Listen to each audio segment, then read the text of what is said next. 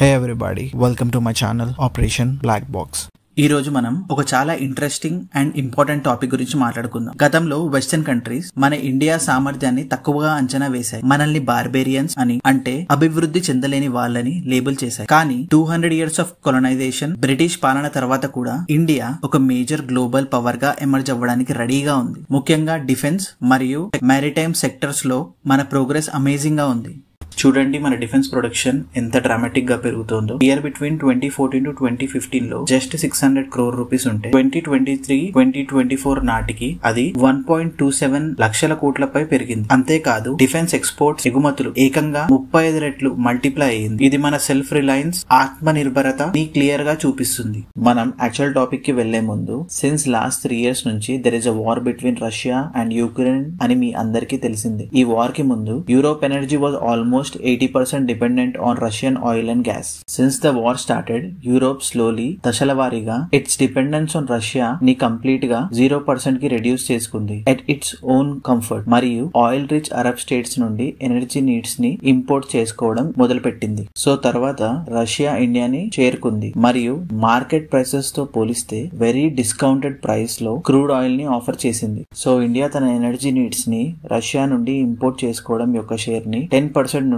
40% వరకు పెంచడం మొదలు పెట్టింది, వెస్టర్న్ కంట్రీస్ ని మరియు మీడియా హిపోక్రసీని అపోజ్ చేస్తూ. సో అది ఆల్మోస్ట్ మోర్ దెన్ 6 months వరకు కంటిన్యూ అయ్యింది. సో తర్వాత యుఎస్ మరియు యూరోప్ రష్యన్ ఎనర్జీని ఇంపోర్ట్ చేసుకుంటూ ఇండియాని మరియు ఇతర కంట్రీస్ ని రిటాలియేట్ చేశాయి. They started sanctioning the maritime oil tanker shipping companies. Most of the shipping companies ని ఎక్కువగా వెస్టర్న్ మరియు చైనీస్ కంపెనీస్ కంట్రోల్ చేస్తున్నాయి. ఇది చూసి రీసెంట్లీ ఇండియా తన own oil tanker shipping fleet ని 2025 నుండి బిల్డ్ చేయాలని డిసైడ్ చేసుకుంది. 2040 వరకు ఇండియా 10 billion ని అలొకేట్ చేసింది వెస్టర్న్ శాంక్షన్స్ ని స్లాబ్ చేయడానికి.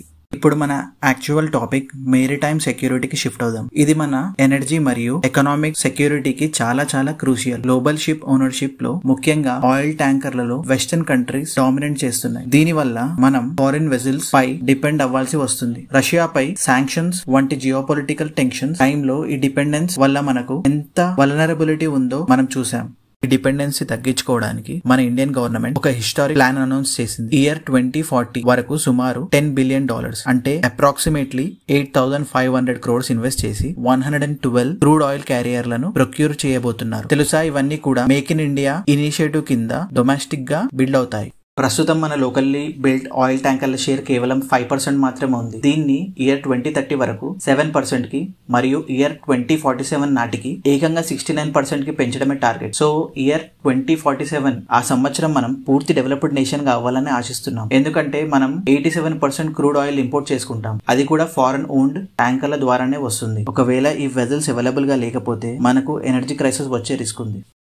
మనం రిఫైన్డ్ పెట్రోలియం ప్రొడక్ట్స్ ని గ్లోబల్లీ ఎక్స్పోర్ట్ చేస్తాం. ఫాజిల్ ఫ్యూయల్స్ కి డిమాండ్ ఇంకా చాలా డెవలపింగ్ కంట్రీస్ లో ఉంటుంది. 2030 నాటికి ఆయిల్ రిఫైనింగ్ కెపాసిటీని సంవత్సరానికి 250 million టన్ల నుంచి 450 million టన్లకు పెంచాలని ప్లాన్ చేస్తున్నాం. దీనికి మన own fleet of oil tanks చాలా చాలా అవసరం. ఆయిల్ ట్యాంకర్లతో పాటు ఇండియా తన మెరిటైమ్ ఇన్ఫ్రాస్ట్రక్చర్ మరియు షిప్ బిల్డింగ్ కేపబిలిటీస్ ని కూడా ఎక్స్పాండ్ చేస్తుంది. 2025 లో 25,000 crores ఫండ్ ని డొమెస్టిక్ షిప్ బిల్డింగ్ ని ప్రమోట్ చేయడానికి మరియు మెరిటైమ్ సెల్ఫ్ రిలయన్స్ సాధించడానికి కేటాయించారు. ఇండియా గ్లోబల్ లిమిటెడ్ అనే కంపెనీని కూడా ఫామ్ చేస్తున్నారు. దీని మెయిన్ ఎయిమ్ ఏంటంటే ఒక రోబస్ట్ గ్లోబల్ షిప్పింగ్ ప్రెజెన్స్ ని ఎస్టాబ్లిష్ చేయడం. మన ఇండియాకి 7,500 kilometerల వాస్ట్ కోస్ట్ లైన్ ఉంది. మన సీబోన్ ట్రేడ్ వాల్యూమ్ 95% కాగా వాల్యూ 70%. ఇది మనకు ఒక strategic advantage. Global maritime industries లో మన షేర్ ని పెంచుకోవడానికి ఇది ఒక పెద్ద పొటెన్షియల్. రీసెంట్ డెవలప్మెంట్స్ లో కేరళలోని విజింజామ్ అనే first international see port inauguration జరిగింది. అలాగే వడోదర పోర్ట్ డెవలప్మెంట్ కూడా జరుగుతుంది.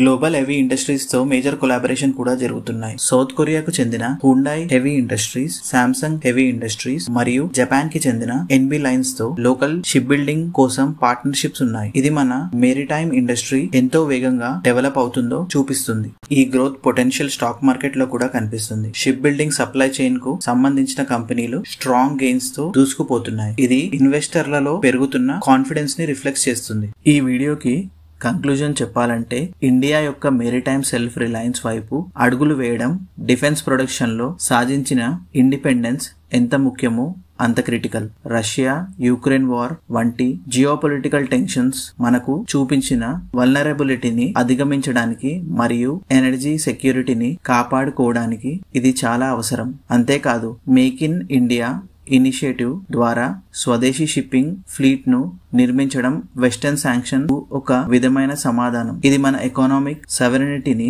ఎనర్జీ సెక్యూరిటీని సెక్యూర్ గా ఉంచుతుంది. గ్లోబల్ షిప్పింగ్ మరియు ట్రేడ్ లాజిస్టిక్స్ లో ఒక స్ట్రాంగ్ ప్రెజెన్స్ ని క్రియేట్ చేస్తుంది. ఇది నిజంగా ఇండియాకి ఒక గేమ్ చేంజర్ అనే చెప్పాలి. Thank you for watching. మీకు నా వీడియో నచ్చినట్టయితే please like, share and subscribe and don't forget to click on bell button. Bye until next video.